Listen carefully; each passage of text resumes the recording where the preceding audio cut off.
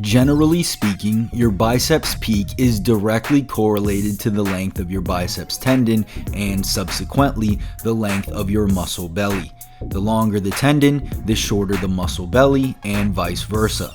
Those with a longer biceps tendon have a shorter muscle belly and normally a more prominent peak, whereas those with a shorter tendon have longer, flatter muscle bellies, resulting in biceps that resemble more of a hill and less of a mountain. But fear not, because even if you were born with extra long muscle bellies, some slight adjustments in your biceps training will allow you to build mountainous biceps peaks despite your genetics. Now, before we jump into what exercises you should be including in your training and how to perform them effectively, let's quickly go over the anatomy of the muscles responsible for a more prominent biceps peak.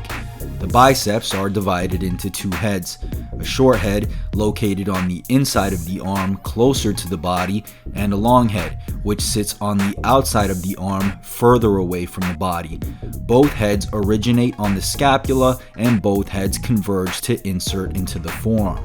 While both heads contribute to overall upper arm width and thickness, it's the long head that's responsible for the biceps peak itself.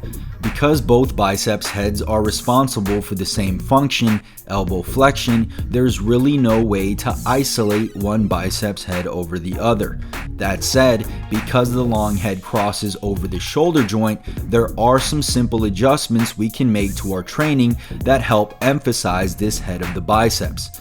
Often overlooked when talking about building bigger peaks is a muscle known as the brachialis. Due to its anatomy, this forgotten muscle, which sits lateral to the biceps, helps to accentuate the biceps peak by pushing the long head up. The main function of the brachialis, like the long head, is elbow flexion, but it seems to reach peak activation when the wrist is in a neutral or pronated position. It's also important to note that the brachialis is the strongest of all the elbow flexors. So now that we have a better understanding of what muscles are involved, here are my top 4 exercises for developing the coveted biceps peak. Number 1, incline dumbbell curl. Because the long head crosses the shoulder joint, placing the forearm behind the body puts an extra stretch on this head of the biceps. In one study, published in the Journal of Sports Science and Medicine, they found that placing the biceps in 50 degrees of shoulder extension elicits the highest activation in the long head throughout the range of motion. To ensure the emphasis of the movement falls on the long head of the biceps and off of the anterior delt, the elbow needs to stay fixed until the biceps are through the mid-range at 90 degrees of elbow flexion. A common error I often see is people initiating the movement from the shoulder joint. The elbow has to start from a fully extended position while moving only the forearm for the initial part of the movement.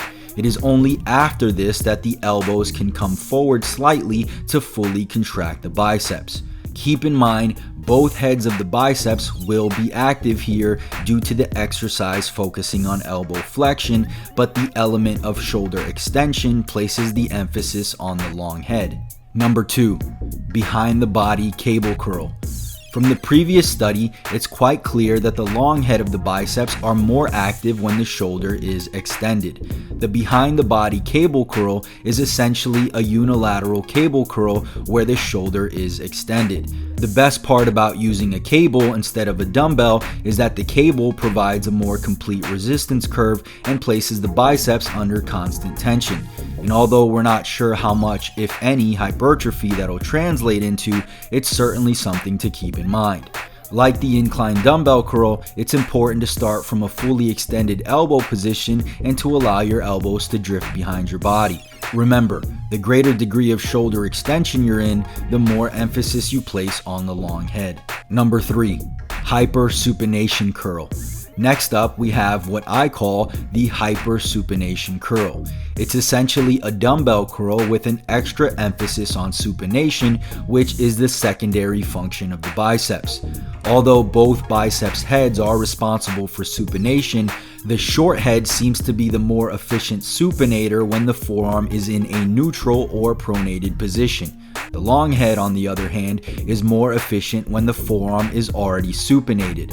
In other words, if we want to emphasize the short head of the biceps, then we should start from a neutral position and supinate the wrist as we bring the weight up. If the long head is the focus, then we should start from an already supinated position and fully supinate the wrist, almost as if you're trying to touch your pinky to your shoulder. This cue will force you to supinate fully, resulting in a more shortened contraction with an emphasis on the long head. Number 4. Hammer curl with a slow negative. Lastly, we have an eccentric accentuated hammer curl. All this means is that we are going to be putting an extra emphasis on the negative portion of the rep.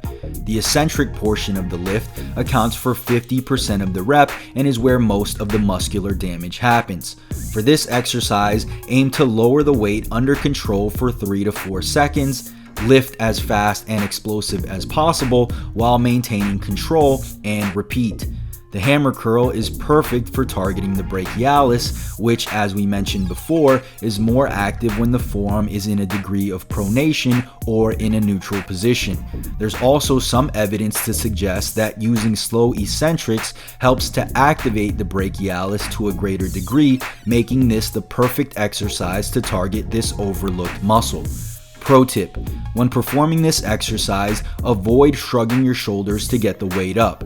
Instead, keep the shoulders back and down and try to move nothing other than the elbows. This will ensure that the brachialis are bearing most of the load while also helping to avoid injury.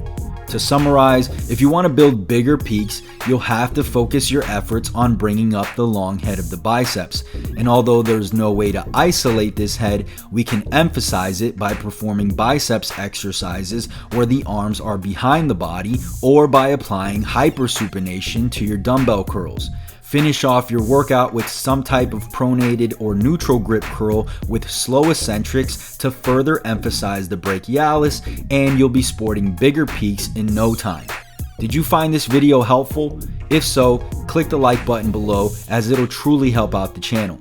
Also, if you're looking for free workouts, meal examples, form videos, and more, make sure to follow me at Muscle Monsters on Instagram, where I post daily. And if you haven't already, make sure to subscribe for more videos, and don't forget to turn on post notifications so you don't miss the next one.